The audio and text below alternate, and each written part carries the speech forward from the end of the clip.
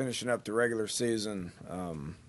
Got to keep pressing forward, and think the guys will be ready to. They've been in here today already lifting and watching a little tape. Seem pretty excited to get back to work, which has been good through all that's happened throughout the course of this year. The one thing that I can say about our guys is they've been eager to play, and they've had many opportunities not to be like that, but they've been really eager to play. Looking forward to having one last home game. There's 22 of them that this is going to be the last game that they play, here for West Virginia. So they're excited about it. I'm excited about it to be able to prepare for them, much like we treated Senior Day last year when we had Pitt here. That's Senior Day for their last time here, but the way I approach these seniors is to be able to enjoy a good bowl experience with them, and that's truly their Senior Day. So we'll go through the process and lean on them to finish this year strong. There's a lot. In our mind, there's a big difference in 7-5 and 6-6. So we will approach this game just like we do each and every game, as far as this game being a whole lot more about us than it is our opponent. We will work our tail off to get as prepared as we can. It's going to be challenging. I made reference to it yesterday. It's going to be challenging from a scheme standpoint. These guys do a lot of different things. We don't. And a lot of teams in our conference don't. You only get 20 hours a week with them, so it's our philosophy not to change a whole lot from week to week. Do we change specific things and tweak specific things? Yes. Especially same thing with our opponents. There's just at this time of the year, kind of who you are is who you are. But with Kansas, it's a situation where, especially offensively and special teams wise, they do a variety of things, which means we got 11 games to look at, and the challenge is going to be trying to figure out what their approach is going to be. And if we fail to recognize that, then we're going to have to do a great job in game of trying to recognize what they do. They became a little bit more of a running team. Offensively, they're going to lean on their two backs, Sims and Pearson, two good players, really two good players. They're a top 20 team in the country when it comes to rushing offense. Switched their quarterback mid-season to their freshman, the redshirt kid. The Cummings kid is a talented kid. He's going to continue to get better and better.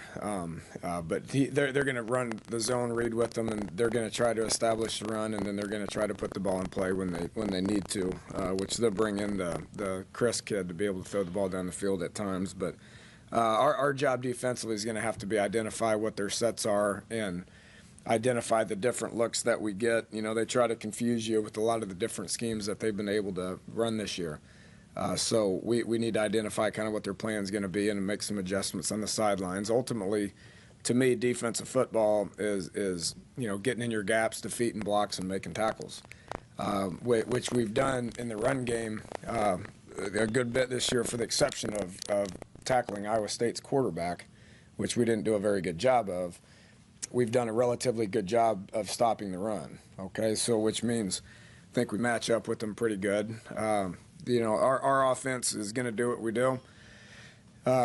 Get the ball into a couple of our players' hands as much as we possibly can. Defensively, they're very well coached.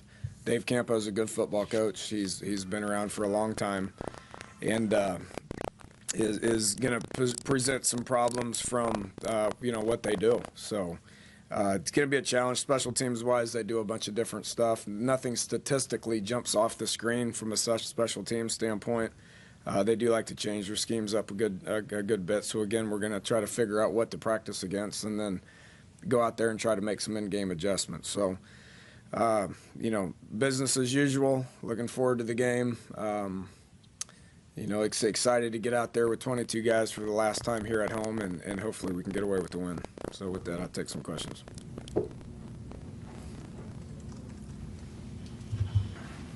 Dana, where do you begin trying to figure out their run? Do you look at what you guys maybe haven't done so well that matches up with what they do really well? Do you look at maybe similar opponents that defend the way you do? Any clue where you start?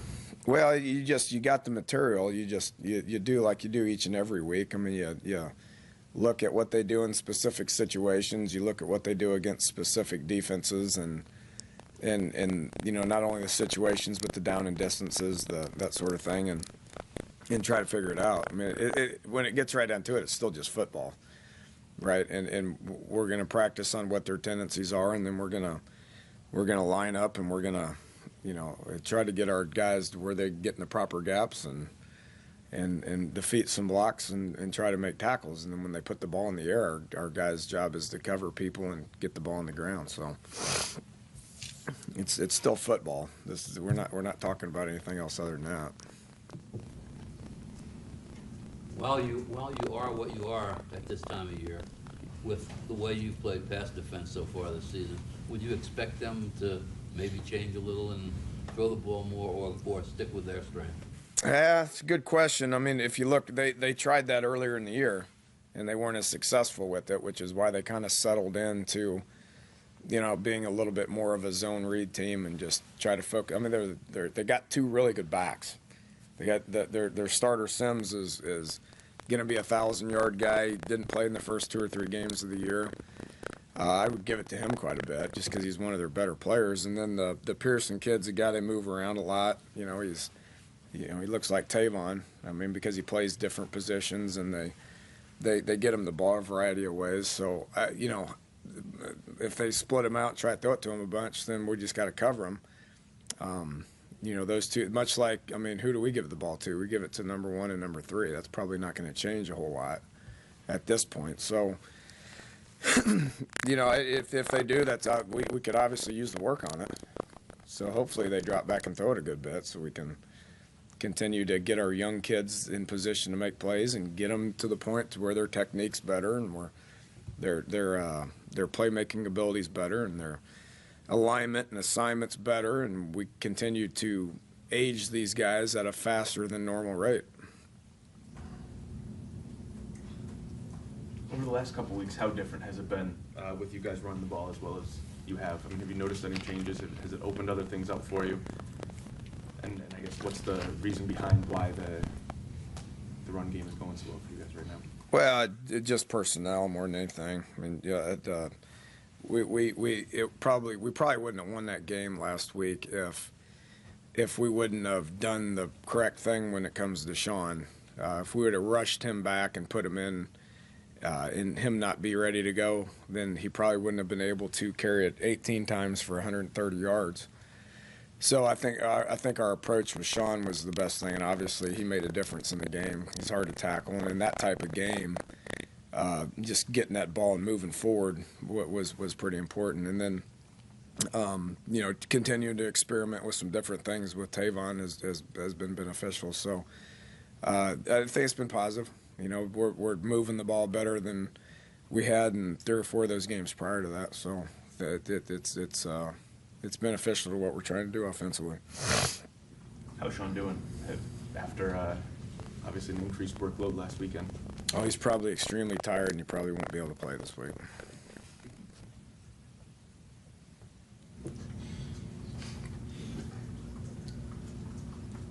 I mean, 18 carries is a lot, right? Considering what he's been doing, it's a lot.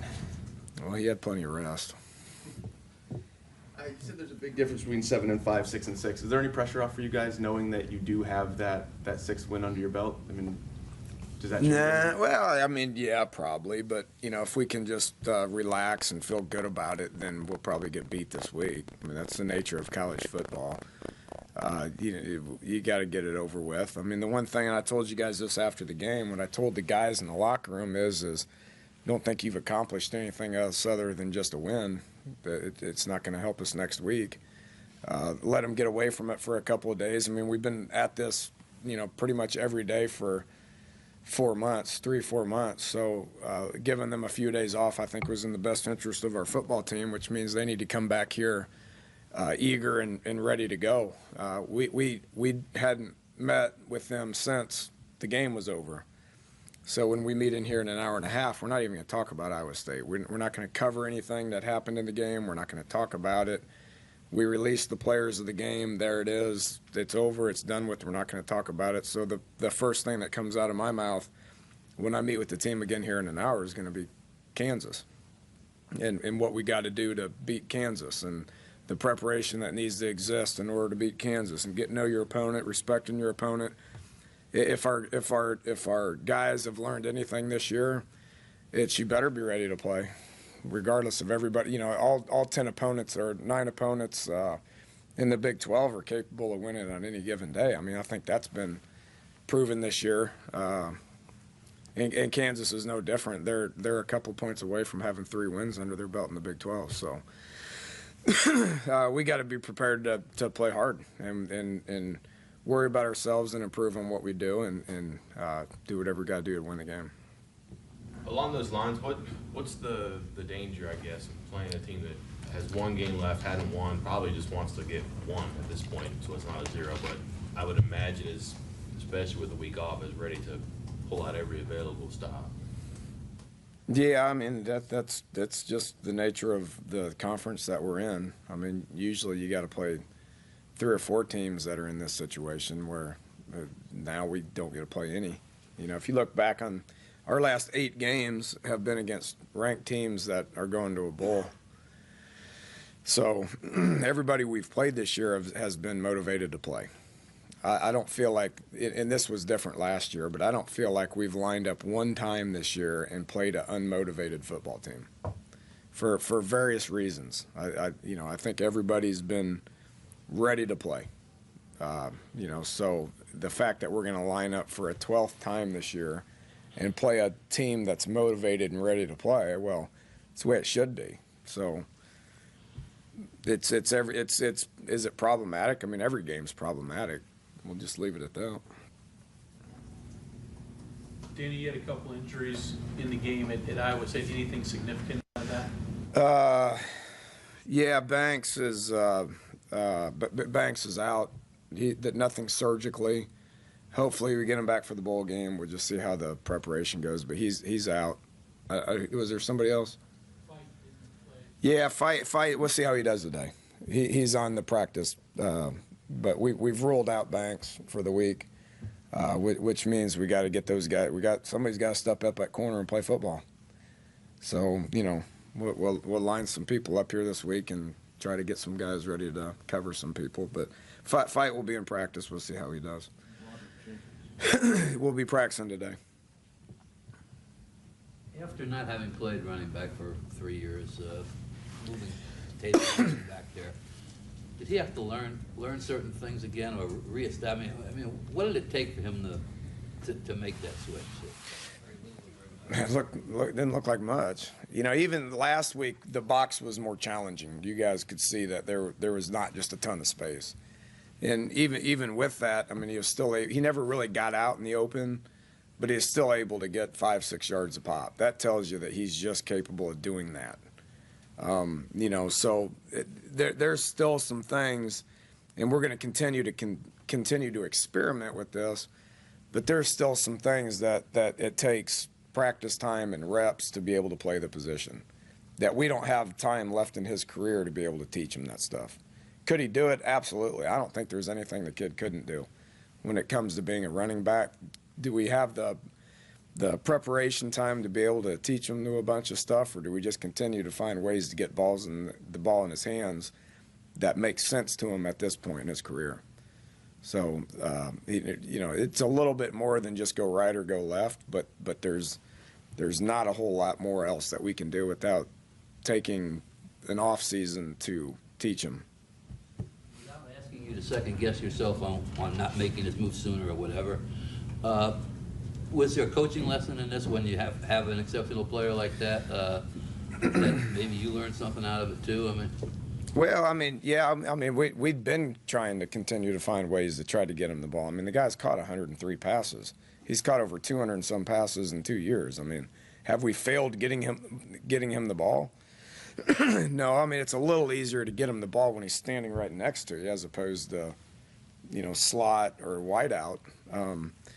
But I think we've accomplished getting him the ball in a variety of ways. I mean, we've been creative with it on reverses and screens and sweeps and This was the next step to that it was experimental, and we didn't know how we would handle it, and it turns out he handled it pretty good. Would it have benefited us to do it 6 games ago? Probably. But you only have 20 hours a week.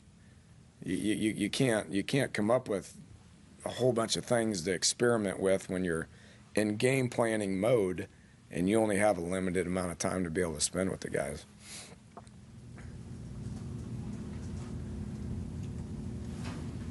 How much input, if any, do you have with a player who's considering leaving before his eligibility is up, like for the NFL? Do you talk to them about that, try and sway their opinion at all?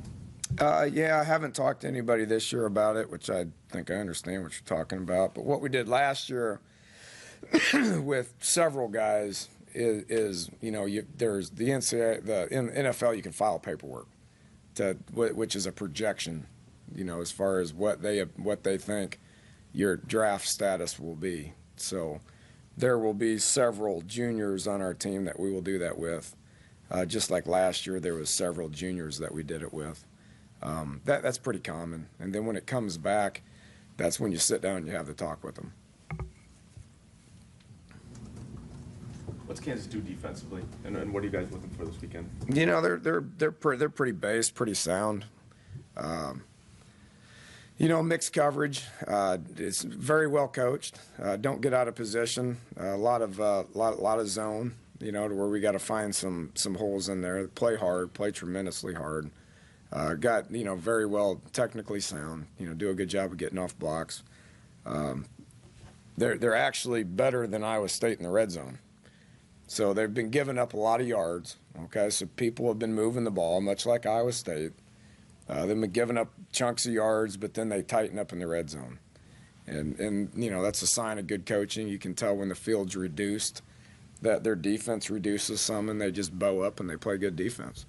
So our game plan needs to be the same as it was last week, which we did a good job of getting points once we got in the red zone. We were 3 of 3, but 3 other field goals, if I'm not mistaken, maybe one of them was the one we missed, that we got close to the red zone around the 30-yard line, 25 to 30-yard line, and had to settle for a field goal. Kansas does a lot of the similar things. It's a bend but don't break defense, but with that said, they bow up at the proper times. So based on how the game's going, it depends on if we need a lot of points or not. If we get in those situations and we're needing points, then we'll keep going forward. If field goals were important, which turns out those 3 field goals were obviously pretty important for us last week, then we need to settle for points.